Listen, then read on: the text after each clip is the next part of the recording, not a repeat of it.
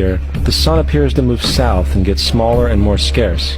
The shortening of the days and the expiration of the crops when approaching the winter solstice symbolized the process of death to the ancients. It was the death of the sun.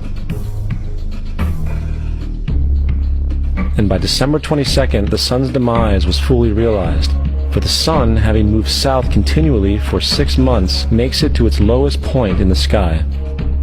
Here a curious thing occurs. The sun stops moving south, at least perceivably, for 3 days. And during this 3-day pause, the sun resides in the vicinity of the Southern Cross, or Crux, constellation.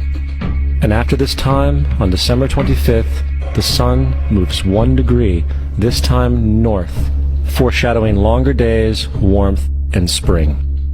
And thus it was said, the sun died on the cross, was dead for 3 days, only to be resurrected or born again. This is why Jesus and numerous other sun gods share the crucifixion, 3-day death, and resurrection concept. It is the sun's transition period before it shifts its direction back into the northern hemisphere, bringing spring and thus salvation. However, they did not celebrate the resurrection of the sun until the spring equinox, or Easter.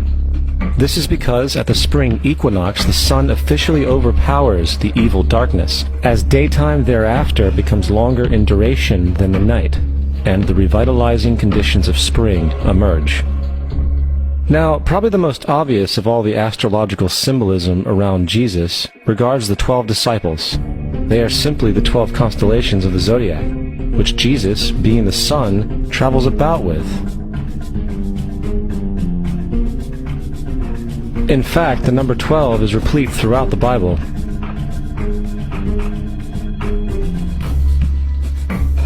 Coming back to the cross of the zodiac, the figurative life of the sun, this was not just an artistic expression or tool to track the sun's movement. It was also a pagan spiritual symbol, the shorthand of which looked like this. This is not a symbol of Christianity. It is a pagan adaptation of the cross of the zodiac.